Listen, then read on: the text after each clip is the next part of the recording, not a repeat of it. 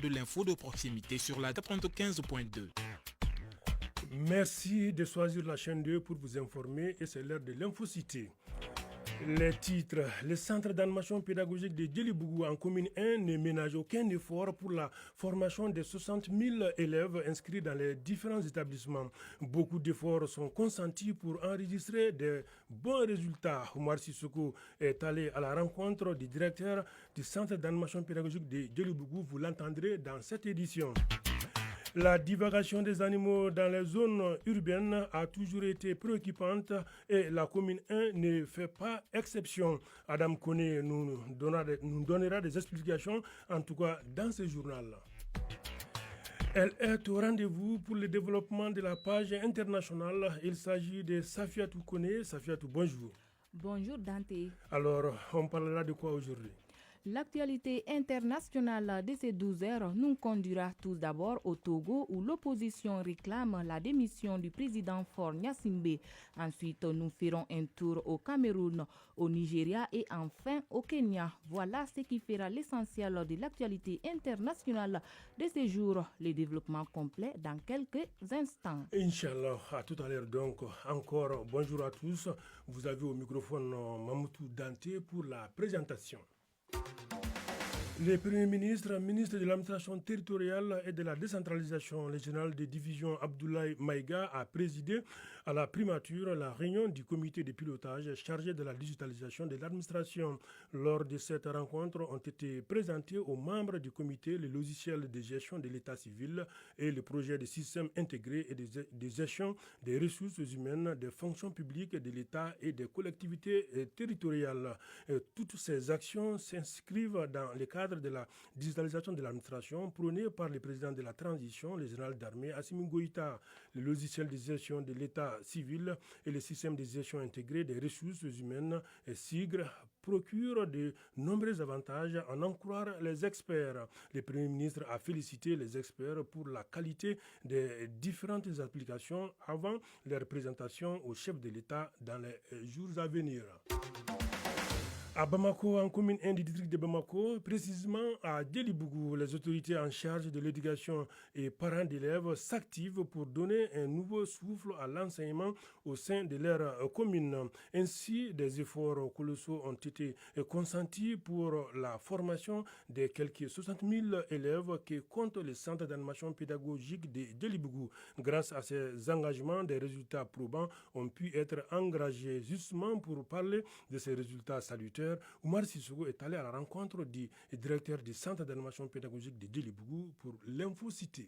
L'éducation en commune 1 se porte bien. Ce sont là les mots du premier responsable du centre d'animation pédagogique de Djelibougou. Avec en sa charge plus de 60 000 élèves répartis entre 391 établissements d'enseignement privé et public, le centre d'animation pédagogique de Djelibougou participe activement à la formation de futurs responsables de notre pays. Seydou Jim Koulibaly, directeur du centre d'animation pédagogique de Djelibougou. Au sein de notre commune, l'éducation dans l'ensemble, ça se passe assez bien. Les écoles fonctionnent comme elles devraient l'être. Les différentes évaluations également se font dans ces écoles suivant le chronogramme établi par le ministère de l'Éducation nationale. Dans l'optique de toujours faire mieux et de maintenir en état l'éducation au sein de sa commune, le directeur du centre d'animation pédagogique de Djelibougou mise sur l'implication des parents d'élèves et la formation continue des enseignants. Le programme officiel, il est clair, mais dans son exécution, il faudrait évidemment qu'on implique davantage les acteurs,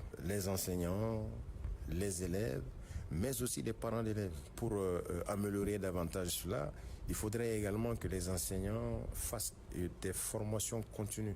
Faut-il le rappeler, en commune 1 du district de Bamako, il existe 2 centres d'animation pédagogique, celui de Djelibougou et celui de Bankoni. Pour une synergie d'action, les 2 centres travaillent ensemble pour renforcer la capacité des apprenants. Nous sommes tous les 2 CAP sous la supervision de l'Académie d'enseignement Bamako Rive Gauche, le CAP de Djelibougou et le CAP de Bankoni.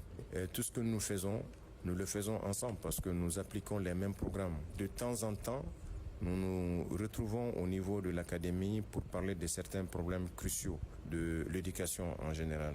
Nous arrivons à faire des bons résultats. L'année dernière, nous avons réussi à placer 3 de nos élèves parmi les 10 meilleurs du diplôme d'études fondamentales. La première nationale, le 3e national, le 7e national étaient tous des élèves venant du Cap de Djelibougou. Après cette expédition en commune 1 du district de Bamako, et précisément au centre d'animation pédagogique de Djelibougou, tout est mis en œuvre pour produire un système éducatif de qualité en commun accord avec la feuille de route des plus hautes autorités et grâce à l'engagement et l'implication des différents acteurs, comme pour dire que l'éducation nationale est l'affaire de tous. Eh bien, on reste toujours en commune 1 du district de Bamako qui compte 13 marchés. Eh bien, ces marchés permettent aux populations de s'approvisionner en denrées et aux commerçants de fructifier leurs affaires. En commune 1, toujours, les vendeurs unissent leurs efforts pour faire face aux questions d'hygiène. Cela est bien apprécié par la mairie de la commune qui se réjouit également du rendement des différents marchés. N'est-ce pas, Fatmata Togola? Les marchés jouent un rôle essentiel et crucial dans le développement des communes. C'est sur les places de marché que se dessine la conduite à tenir et les décisions à prendre pour le bien-être des populations. En commune 1 du district de Bamako, on compte de nombreux marchés. À la mairie, Cheikh Keita est le responsable du service de gestion des marchés et places publiques. Le nombre de marchés, ça fait 13. Et d'abord, il y a 2 marchés à Sikoro. À Bankouni, il y a 4 marchés. À Djelibougou, 1 marché. Pukasumuku, 1. Doumanzana, 3. Sotiba, 1. Et Korofina Sud, 1 marché. Le plus grand marché de la commune, c'est le marché de Farada. Et le plus petit marché, et ça, c'est le marché de Doumanzana Nafadji. À Fadjigila, on rencontre Abibatou Sawadogo, vendeuse de légumes. On ramasse les ordures 4 fois par mois. Nous vivons le calvaire pendant la saison pluvieuse à cause des eaux stagnantes. On n'a pas eu de discussion avec la mairie et à l'heure actuelle, nous aménageons sur fonds propres. Cheikh Keita poursuit que ces lieux publics nécessitent un aménagement. Faute de moyens, la structure envisage de nombreuses solutions. La mairie a un plan d'aménagement, mais le souci, c'est d'avoir des partenaires techniques financiers pouvant nous aider à aménager les marchés. En tout cas, nous sommes dans cette dynamique et nous sommes convaincus peut-être que dans les années à venir, on va avoir gain de cause. Un recouvrement journalier et mensuel de la collecte des recettes est organisé par les autorités communales dans les marchés. Selon le responsable du service de gestion des marchés, cette tâche demeure ardue. Souvent, nous sommes confrontés par des comportements néfastes, mais on est obligé, n'est-ce pas, de faire avec. Et à notre niveau, à chaque fois qu'on veut peut-être aller vers la mobilisation des ressources, on essaie d'aller vers la sensibilisation pour que les gens comprennent que le paiement de la taxe est une obligation. Au-delà de ces difficultés, les marchés de la commune 1 offrent un rendement satisfaisant, nous confie Cheikh Keita. Quand on a fait l'évaluation, on s'est rendu compte que la recette s'est accrue, en tout cas à un niveau où on avait vraiment souhaité. En termes de rendement des recettes, on peut dire que ça va actuellement. Les marchés constituent un pôle de développement incontournable dans la vie d'une commune. Leur gestion doit être efficace afin qu'ils remplissent tous les critères nécessaires pour l'épanouissement de ses usagers.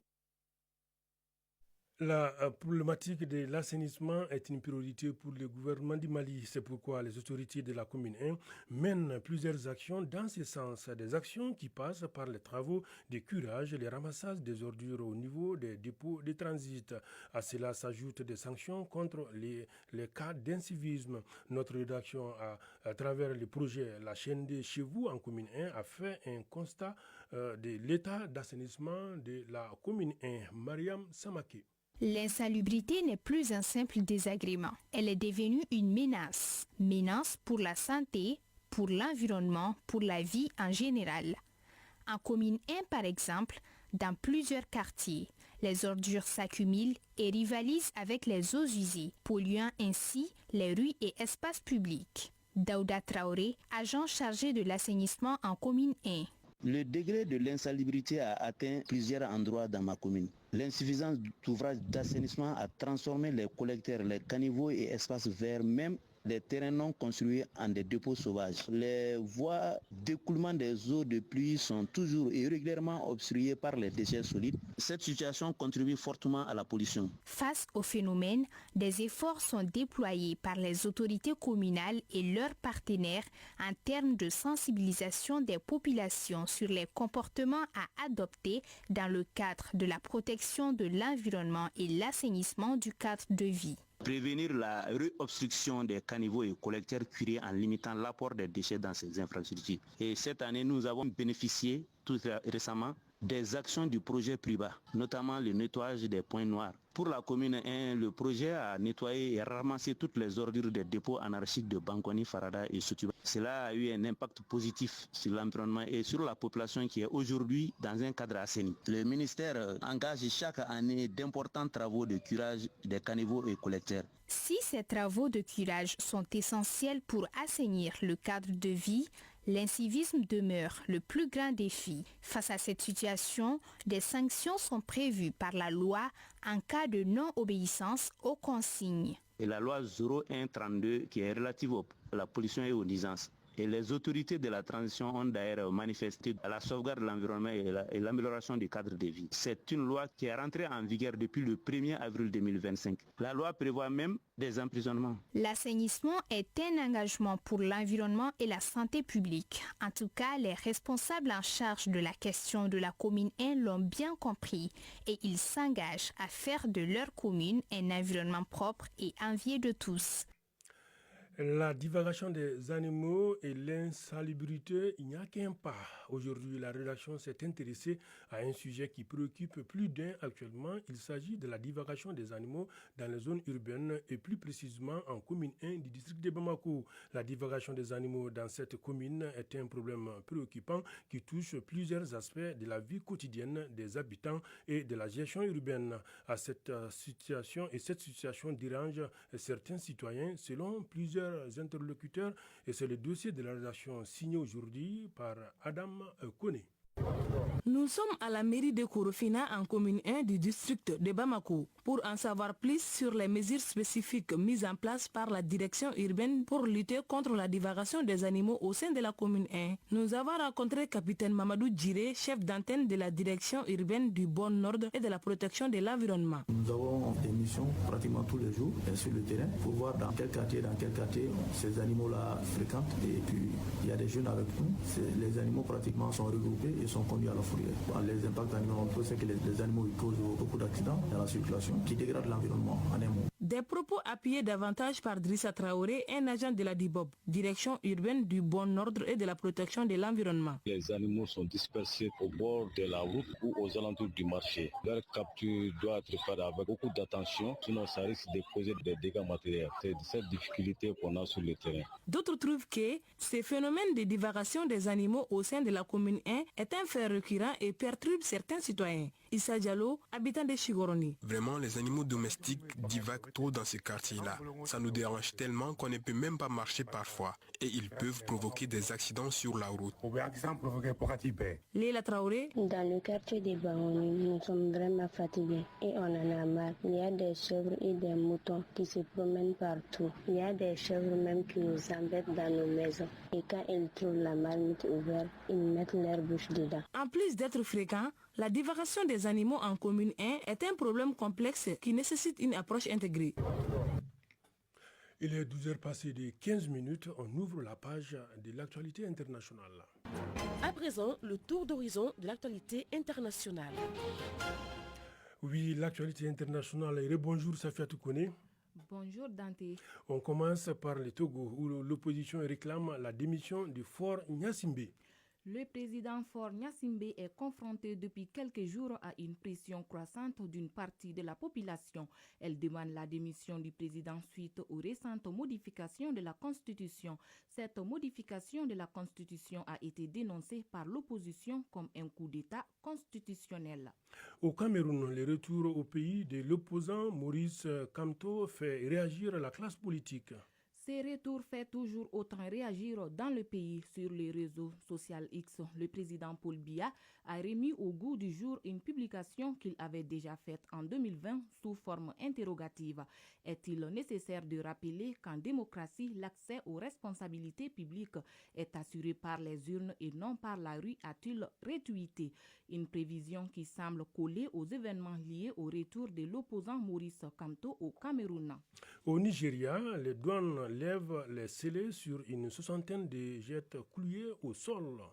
C'est un soulagement pour de nombreux propriétaires de jets privés. Depuis plusieurs années, il est reproché à plusieurs propriétaires le non-paiement des droits d'importation de leurs jets privés. Des particuliers s'étant engagés à régulariser leur situation, les douanes nigérianes ont donc lâché la charge. Mais le gouvernement fédéral est bien décidé à remettre de l'ordre dans ces dossiers des avions privés. Enfin, le Kenya et la Chine se donnent la main pour renforcer la solidarité des pays du Sud. Le ministre chinois des Affaires étrangères a rencontré hier des homologues africains venus en Chine pour la réunion ministérielle des coordinateurs sur la mise en œuvre des actions de suivi du Forum sur la coopération sino. Face aux ministres africains des Affaires étrangères, le dirigeant chinois a déclaré que cette rencontre renforcera davantage la solidarité des pays du Sud. La Chine et le Kenya se sont dit disposés à renforcer la communication et la coordination stratégique afin de sauvegarder conjointement les droits et les intérêts légitimes des pays du Sud. Mamoudou Dante, c'est ce qui fait l'essentiel de l'actualité internationale de ces 12 heures. Merci pour toutes ces informations.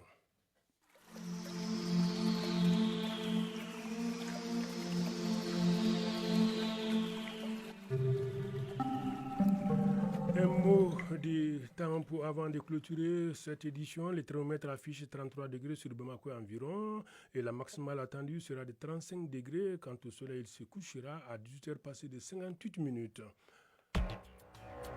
C'est tout pour ce journal présenté par Mamoudou Dante, réalisation Oumou Traoré, Salimata Konaté, mise en onde Malik Kansaï, mise en ligne Amadi So, coordination éditoriale Seydou Traoré, Djefa Diara, Nyanya Alou Traoré. Et merci en tout cas, ne vous déconnectez pas, surtout tout à l'heure ça sera Magazine des sports avec la présentation de Moussa Diabaté et Hawa Kamisoko.